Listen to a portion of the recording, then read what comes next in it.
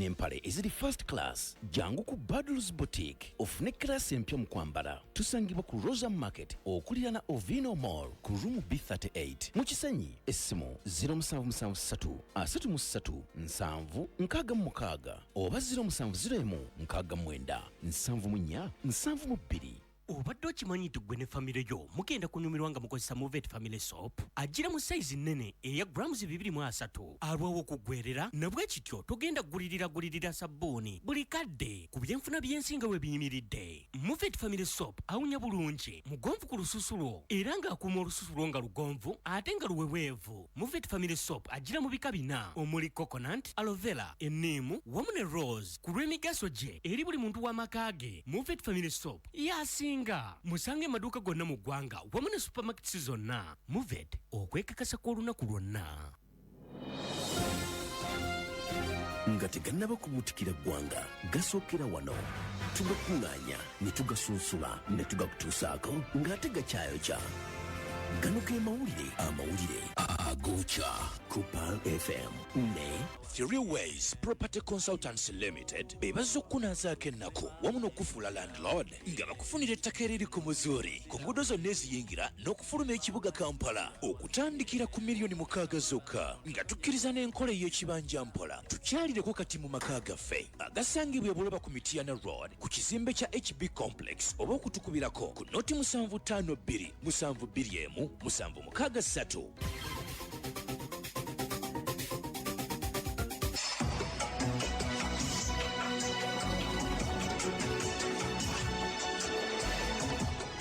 النشرة الإخبارية غانوغي موليري كوبال FM. السلام عليكم ورحمة الله وبركاته. mwasuze mutiano bannaffe abatuliriza. Ziweze 3 ez'amakya agaleero agookya mu bujjuvu ku 107 akatonyeza 9 Pearl FM ekkula ly'omuntu wa bulijjo. Nze Tamale Yahya Sali okugabasomera. Yabadde akulira oludda oluwabula gavumenti mu Parliament Mathius Mpuuga Nsamba asibiridde ebigambo eri munne yamuddidde mu bigere Joel Senyonyi ku nsonga y'okulwanagana oluusi okujja ne kubeerawo n'ebigambo ebiyinza okukakanya amaanyi ge ng'amutegeeza nti asaanye atunuulire ekiruubirirwa ekyokulaba nti asobola okutuukiriza ebyo ebimusuubirwamu mu kifo kino. Essabbiiti ewedde ekibiina ky'ebyobufuzi ki National Unity Platform kyakola enkyukakyuka mu bakulembeze bwakyo naddala mu Parliament era nga Joel Senyonyi yadda mu kifo kya Mathius Mpuuga Nsamba ng'akulira oludda oluwabula gavumenti mu Parliament. Mathius Mpuuga Nsamba yabadde ayogerako eri abawagizi b'ekibiina ki NUP ku kyalo kirowooza mu kibuga eky'e Masaka mu kujjukira omugenzi Frank Ssenteza Kalibbala ngono yatomerwa mu nteekateeka y'okunoonya akalulu k'omwaka 2021 nga yali munnakibiina kya NUP.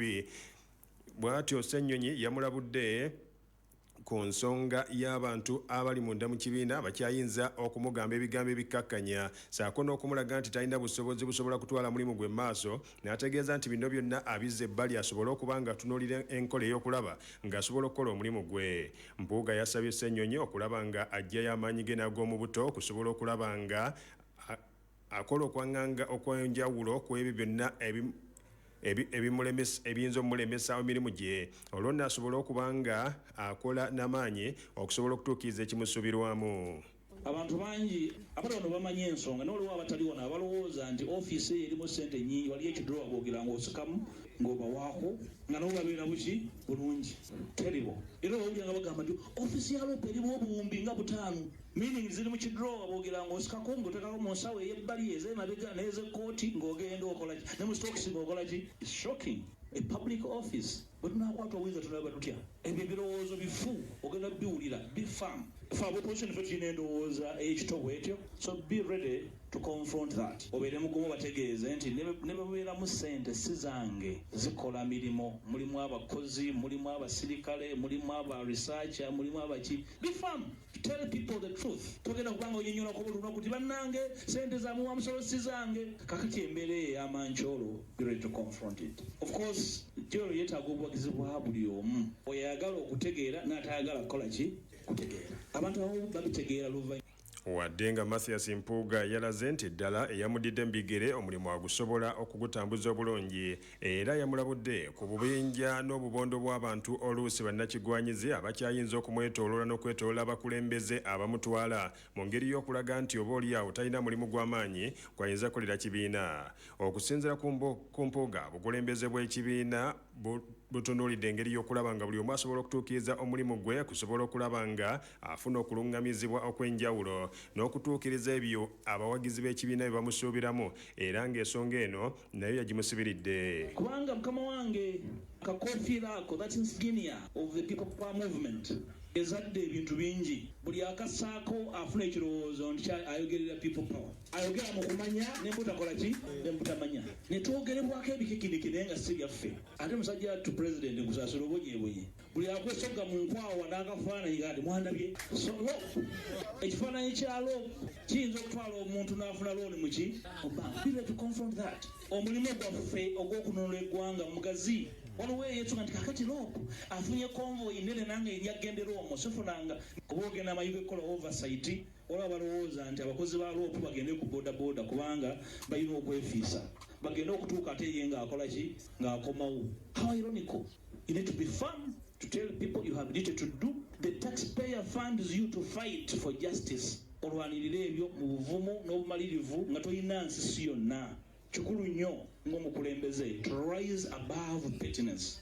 Ofosikanze ku nsonga ebintu ebinene naye mmanyi ye Joel Senyonyi afuuse omukulembeze owokubiri ow'oludda oluwabula gavumenti mu Parliament okuva mu kibiina ekya National Unity Platform, era nga yalaze nga bw'ali omwetegefu ebyensuso okulaba nga asobola okutwala omulimu guno mu maaso. Nato n'ategeeza nti wakugenda mu maaso n'okunoonya okulungamizibwa okuva eyo gwaddidde mu bigere. Ate omukulembeze w'ekibiina ki National Unity Platform Robert Kyagulanyi Ssentamu Bobi Wine ye yasabye abawagizi b'ekibiina kino okwewala okutandikanga okusuula ate abakulembeze baabwe mu bigambo oluusi ebitajjansa. N'ategeeza nti bino oluusi bituuka okujja abantu ku mulamwa naye ng'ekiruubirirwa kyakulaba nti basobola ate okutuuka mu bukulembeze. Njagala obbazaamu amaanyi kyetukola si kikyamu. Waliwo mutuuka ne bibatama nanga olumu bituuka ne bintama. Nti n'abaana ba Isirayiri bwe baali bava mu buddu baatuuka mu ddungu ne bagamba Musa wanditulese naye eri kale baadde batulugunya naye ng'olumu olya ku mmere ebalimi naye kati eno mu ddungu tuli mu kubonaabona. Temukkirizanga kintu kyonna kyonna kiri wansi w'ekyo kye musaanidde. Muli baana b'abantu ensi yammwe. Temukkiriza muntu yenna alina bafuula mbu temusaanidde. Ate okulemerako kwammwe n'obulumi bwammwe bwe mugumidde busobodde otuwa eddoboozi. Tulina abakulembeze abaweebwa ekitiibwa kubanga mmwe ekyo nno saagala ate kibaleete buleesi mpisa mbi. Kuba oli awo n'amaanyi gammwe amangi gandibadde tegasobola genda maaso singa tetulina abakulembeze. Power is nothing without control. Njagala obbasaba tubeere kintu kimu. Temukkiriza kintu kyonna kiyingira wakati waffe. Temukkiriza kulaga lwatika lwonna mu ffe kubanga omulabe wayagala okutandikirawo. Tubeere bumu, tutambule wamu, tumaleko bumu. Bannakibiina ki Justice Forum Jema banjudde ebimu ku bye basobodde okukola mu mwaka guno ne bye batandikirako omwaka ogujja mu kugaziya obuwagizi bw'ekibiina kino eri ebitundu by'eggwanga eby'enjawulo. Okusinziira ku muyambi w'omukulembeze w'ekibiina ki Jema ku nsonga z'ebyamawulire Dr. Shwaibu Kagwa Nsereko agamba nti ebimu ku bye basobodde okukola ng'ekibiina byongedde okulaga obwagazi bwa bannayuganda eri ekibiina kino, era n'ategeeza nti omwaka ogujja bagenda kwongera okuddaabulula amatabi g'ekibiina kino mu bitundu by'eggwanga ebitali bimu. Tusobodde okuba nga tuddaabulula n'okuzza obupya amatabi gaffe mu bitundu by'eggwanga eby'enjawulo, mu bitundu bya mambuka ga Uganda, mu bitundu bya Vanjuba Iganga, mu Busoga amatabi gaffe gaziddwa bupya era nga abakulembeze balondwa mu ffeebyo eby'enjawulo. 2024 tugenda ate okuttaanya ebitundu ebisigadde mu Western Uganda ne wano mu Central Uganda. Bwe tunaamaliriza ekyo tujja kuba nga tutuuza olukiiko Tabamiruka Delegates Conference okulonda ate abakulembeze ku bifo ebitwala eggwanga okutwaliza wamu. N'olwekyo twagala okukubira omulanga bannajjema mwenna abaali bawumuddemu ebyobufuzi tube nga tutambuza ensonga zino zonna. Nammwe abatalina kuba nti mweyunga ku Jema okuba nti tugwenyigiramu ffenna, tubaagaliza omwaka ogw'emirembe gujjudde essanyu n'obuwanguzi. Dr. Swaibu Kagwansereko mu ngeri emu ategeezezza nga bwe bafuna obuwanguzi mu kuleeta etteeka erirwanyisa omukwano ogw'ebikokojjo kyagambye nti bannayuganda basaanye okukwatira wamu okulaba ng'etteeka lino terisazibwamu. Twagala okujaguliza awamu nammwe olw'ebyo bye tusobodde okukolako ne tubiggusa mu mwaka 2023 olw'obuwagizi bwe mwatuwa nga mubuyisa mu babaka bammwe aba palamenti twayanjula ekiteeso ekyokuba nti tulongoosa mu mateeka ge twalina n'okutandikawo etteeka eppya. Ekyo nno twakikola ffenna olw'obunkenke obwali buzeewo mu ggwanga kibuutikidde eggwanga lyonna mu masomero mu makomera na buli wamu na bwe kityo bannayuganda nga tuyingira omwaka 2024 tulina okutya nti olwa nakki eziteerebwako ku bantu abavaayo okwesowolayo ku nsonga eno gezanga ababaka abamu n'abalala mwawulidde eggwanga lya Amerika lyabataddeko natti kiyinza okuleetera abalamuzi okutya okukakkana ng'etteeka eryo lisaliddwamu. Naye ki kye tulina okukola kwe kubeera nga tugifuula ensonga mu byobufuzi by'eggwanga lino ng'era omuntu yenna yeesowolayo azze okubasaba akalulu ku nsonga eno miriddewa bye bimu ku byobulabe bye tulina mu ggwanga. Ekizibu eky'ekisiyaga kibi nnyo n'okusinga Museveni. Bannayuganda ekyo mukimanyi. Ssaabalamuzi w'eggwanga Uganda Alphonse Owiny-Dollo avuddeyo n'ategeeza nti enjala ani amuwadde akatebe n'obwavu obungonga n'okuŋŋonga mu bitundu eyo ebya Acholi sub-region buvudde ku bantu okutandika okwesereranga obugonja saako n'obunafu obukudde ejjembe mu kitundu ekyo eri abaami n'abakyala. Ssaabalamuzi Owiny-Dollo agamba nti abantu abasinga abakyalina n'amaanyi mibiri gyabwe mu bitundu bye Acholi ekiseera kino amaanyi bagatadde nnyo mu kunywa mwenge n'okuguyiisa kyagamba nti kino kibalemeseza okubaako emirimu gye bakola era nga kino kiresa kitundu kyabwe ng'ekiseera kino kiri mu kuyandayanda. Alphonse Owiny-Dollo bino yabyogedde bwe yabadde mu lukuŋŋaana olwa Pan Acholi Convocation olwabadde ku Sir Samuel Baker School mu kibuga eky'eggulo era nga convocation eno yasobodde okuleeta bammemba okuva mu Acholi abawera ebikumi n'ebikumi nga bano baatudde okusobola okukubaganya ebirowoozo ku ngeri y'okulaba nti ekitundu kyabwe ekizze ennyo emabega nga beetaaga okusala entotto balabe bwe kisobola okuba nga kigenda mu maaso olwo nno emirimu giddemu okutambula obulungi. Ssaabalamuzi Alphonse Owiny-Dollo agamba nti obunafu bw'Abakyoli kiremesezza emirimu okutambula era ng'agamba nti n'ebyobulimi mu kitundu kino nabyo bigendedde ddala nga biggwa ekigwo kubanga abantu banafuyidde ddala ne batuuka okudda mu mwenge ebintu ebirala ne babivaako. Ono agamba nti ekiseera kino embeera ey'enjala ebaluma obwavu obubafudde emponga byoya ebyenjigiriza ebirabika nga biserebyedde ddala ssaako n'ebirala ebiringa ebyo n'empisa okutuuka okuggwa mu baana abavubuka Abakyoli kyonna kivudde kubeera nti tewali bazadde basobola kugamba ku baana bano nga basiba mwenge ne bafuukira ddala bawaddanga abatakyalina kye basobola kukola waka wadde okugamba ku baana baabwe okubeera n'empisa ennungi. Bano batunuulidde enkola y'okulaba nti babangawo engeri ez'enjawulo okusobola okugoba enjala mu kitundu ekya Acholi okulaba nga balinyisa omutindo gw'ebyenjigiriza n'ebirala ebiringa ebyo nga bayita mu bakulembeze ab'ebika mu bakulembeze ab'ennono n'abalala embeera eno esobola okuba nga edda mu nteeko. Ye Dr. Olala Otuno nga yaliko omukulembeze w'ekibiina ki Uganda People's Congress UPC yasinzidde mu lukuŋŋaana luno n'ategeeza nti enteekateeka eno eragira ddala nti Acholi kati eddidde ddala emabega kubanga obwavu bwe balimu ssaako enjala ebaluma n'ebyenjigiriza ebiri wansi ddala ebyobulimi okugaanira ddala n'emirimu emirala abantu okulema okugikola kino kiremedde ddala okubeera nga kikulaakulanya ekitundu kino okuggyako kukiza emabega. Baamaliriza olukuŋŋaana luno nga baliko akakiiko k'abantu 16 ke baataddewo okusobola okunoonyereza ku kiki eddala ekiviiriddeko Acholi okuba nga ekkakkana wansi bweti ne kye bayinza okukola okulaba nti ekitundu kino basobola okukizza waggulu era nga batunuulidde era nga akakiiko kano bakawadde ebbanga okulaba nga kasobola okuvaayo ne alipoota ennungi ey'okulaba butebe bayinza okuzza ekitundu kyabwe engulu. Ab'ekitongole ki Cross Cultural Foundation bagasse amaanyi gaabwe ku bwakyabazinga obwa Busoga mu ngeri y'okulaba nti basobola okutunuulira okumalawo embeera ey'obutabanguko mu maka oluusi ejja nga eva ne kutuuka okusobya ku baana ab'obuwala mu kiseera kino mu bitundu eyo ebyenjawulo naddala mu ggombolola y'e Busedde mu disitulikiti y'e Jinja abatunuulira ensonga zino bagamba nti wabaddeyo okusebengerera kw'embeera y'eddembe ly'obuntu naddala mu maka wabula nga bakulu bano bakitunuulidde era nga bagamba nti bakozesa abakulembeze ab'ennono mu kitundu ekyo nga bakwataganye n'obwakyabazinga embeera eno basobole okugizza engulu. Anet Naabiryengo ono ye kansala omukyala ku kyalo Namaganga agamba nti bino bijja kwongera okuyambako okulaba nti ekitundu kyabwe kisobola okufuna embeera waakiri ennungi basobole okusenvula. Florence Kawala ng'ono ye kanso ow'abakyala ku kyalo Bulinda naye agamba nti embeera eno egenda kubayambako okwongera okufuuka obuvunaanyizibwa. Ekisinze kuleeta butabanguko mu maka gaife basaada kuleka buvunaanyizibwa maka gaibwe batola obuvunaanyizibwa babutwika bakazi kusomesa baana kulya kulwala omusaada yasigala nga y'ogugwe gwakujja mu matawuni kuli eyo bintu waira.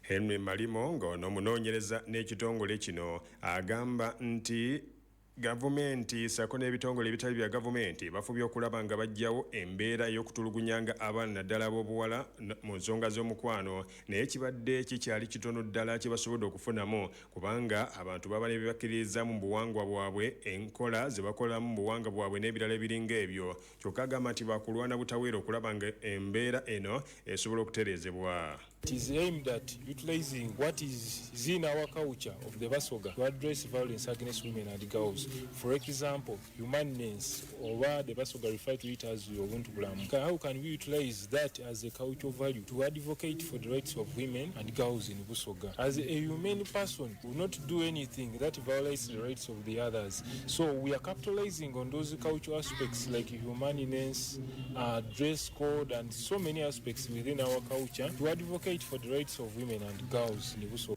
Mu kiseera kyekimu Andrew Ntange nga y'amyuka ayogerera obwakyabazinga bwa Busoga agamba nti beetegefu okulaba nga basobola okukozesa obuwangwa bwabwe olwo nno basobole okumalawo embeera eno ey'okutulugunya abakyala n'abaana mu nsonga ez'omukwano era ng'asuubira nti nga bakwataganye n'ekitongole kino bakola butaweera omulimu guno okusobola okutambula obulungi. Business News. Gano ge mawulire g'ebyobusuubuzi wano ku 17.9 PAL FM ekkula ly'omuntu wa bulijjo. Abasuubula engoye abakolera wano mu kibuga Kampala basabye ekitongole ekiwooza ky'omusolo ekya Uganda Revenue Authority okukendeeza ku misolo eri abasuubuzi naddala mu kiseera nga tukomekereza omwaka okusinziira ku Sserwabala Aloysius Junior amyuka omwogezi w'omuluka Kikuubo ategeezezza nti mu kiseera kino bateranga okwenogera ku nsimbi ku nkomerero y'omwaka kyagambye nti wabula ennaku zino engereka y'omusolo ebakaluubirizza nnyo emirimu gyabwe n'asaba ekitongole ekivunaanyizibwa ku by'omusolo okubakwasizaako bakkakkanye ku mbeera y'omusolo. Tukkirize nti oba nkuba eno ebaleetedde obwavu ate ndooza n'amakubo kubanga mabega wali abantu bayanguwanga okujja ne kati embeera y'amakubo abakongo bajjanga ne batugulako ebintu naye nga sofa embeera tennaba nnungi. Ekyamazima tukkirize nti omusolo buli we gubeera waggulu ebintu byonna bifa kubanga omulimi bwe bamubinika ekintu eri naye ajja kujja eno nga naye tujja kumubinika kakitegeeza pulayisi bw'ebeera waggulu dimandi ekendeera dimandi bw'ebeera nnene pulayisi erinnya waggulu so kati olw'ensonga eyo abantu bayinza okuba nga yembeera kubeera nti ebaleetedde okubeera embeera bw'etyo obwavu bungi naye ng'embeera weevudde gavumenti mukakkanye emisolo. Bino bye by'emizannyo mu gookya ag'essaawa eno. Liigi ya Uganda, the Uganda Premier League leero zaakudde okunywanga kirabu ez'enjawulo zisamba omupiira guno era nga ttiimu ya URFC egenda kuttunkana embalala mupiira ogusuubira okubeerako n'obugombe olw'embiranye eri wakati wa ttiimu zino. Ate omupiira omulala ye NEC FC egenda okuzannya Bright Stars ng'omupiira guno gusuubirwamu okuvuganya okw'amaanyi kubanga buli ttiimu erwanira kusemvula mu kifo kyerimu mu liigi y'eggwanga. Mu kiseera kino ekimeezi ekya the Uganda Premier League Bulu yekikulembedde n'obubonero 32, Kitale eri mu kyakubiri n'obubonero 26, Vipers eri mu kyakusatu n'obubonero 20 24, Maroons ya 5 n'obubonero 22, Neke ya 6 n'obubonero 20, Songa Villa eri mu kya 7 n'obubonero 19. Ate okuvaako mu kikopo ekya liigi y'ababinywera mu ggwanga erya Bungereza, the English Premier League, Arsenal ekiguddeko mu maka gaayo bwewuttuddwa West Ham goolo 2 ku bwereere, nga goolo za West Ham ziteebeddwa abasambi okuli Thomas Sok mu ddakiika eya 13 ne Konstantinos Mavropanos mu ddakiika eya 55. Kino kiremeseza Arsenal okulinnya waggulu ku kimeeza era nekisigala mu kifo ekyokubiri, nga mupiira omulala Brighton FC kakanye ku Tottenham Hotspur n'egiwuttula goolo 4-2, nga goolo za Brighton ziteebeddwa abasambi okuli Jack Hinchelwood mu ddakiika ya 11, Joao Pedro mu ddakiika ya 23, saako ne-75 ne Pavis mu ddakiika ye-63. Zo goolo za Tottenham FC ziteebeddwa abasambi okuli Ale Jovelis mu ddakiika ye-81 ne Ben Davies mu ddakiika ye-85, nga mu kiseera kino Liverpool yekulembedde ekimeeza ekya the English Premier League n'obubonero 42, Arsenal eri mu kyakubiri n'obubonero 40, Aston Villa ya 3 n'obubonero 39, Manchester City ya 4 n'obubonero 37, Tottenham ya 5 n'obubonero 36, Aston Villa eri mu kya 7, West Ham eri mu kya 7 n'obubonero 33, so nga Manchester United ebala West Ham eri mu kya 6 n'obubonero 33, so nga Manchester United ebala kya 7 n'obubonero 31. Gano ge gookya okuva ebweru w'eggwanga. Yaliko omukulembeze w'eggwanga erya America era ayagala okudda okwesimbawo ku bukulembeze bw'eggwanga eryo omwaka ogujja 2024 bifeekera Donald Trump byongedde okumwonoonekera. Essaza eryokubiri erya Maine nalyo litegeezezza nti terijja kuteekayo mbeera yonna yakulaba nti likkiriza Donald Trump ono okulabikira ku konge ak'okulonderako akamyufu akaba neesimbawo ku bukulembeze bw'eggwanga omwaka ogujja, nga bano bagamba nti ono yakola ebintu eby'engerigeri okugezaako okuyisa olugaayo mu bakulu. Secretary of State ow'essaza ly'e Maine Sheena Bellows ng'ono munnademokrati agamba nti Donald Trump na Republican tagenda kulabika nga amuwa omwaganya gonna ogusobola okulabikirako ku lupapula olw'abo bagenda okwesimbawo ku bukulembeze bw'eggwanga eryo, kubanga ono ssemateeka w'eggwanga erya America yamuyisaamu dda olugaayo n'ayisa omumwa mu bakulu ekintu ekitakkirizibwa. Bellows mu ngeri y'obukalukalu ategeezezza nti Trump ateekeddwa okulabika nga avaayo yenenye, wabula ng'era tasuubira nti wakwongera okulaba nga asobola okuba nga akkiriziganya n'enteekateeka ey'okulaba ng'ono atuuka ku lupapula olw'okwesimbawo ku bukulembeze bw'eggwanga eryo, so nga Trump yabadde atunuulidde engeri y'okulaba nti asobola okutandikira Maine eno ajje nga waakiri asobola okumatiza abantu nga ddala bwali omutuufu okwesimbawo ku bukulembeze bw'eggwanga. Essaza ery'e Colorado mu ggwanga erya America lye lyasooka okulaga Trump embeera y'obutali bumativu nga ligamba nti tasaanye okulabikirako kakonge ak'okulonda omukulembeze w'eggwanga eryo omwaka ogujja. Eddakiika 24 ziyise ku ssaawa 3 ez'amakya ga leero mu bujjuvu ag'essaawa eno bwe gatyo bwe gabadde. Nze muzzukulu wa Mugema Tamale Yahya Sali, tova ku mukutu Paul Fama.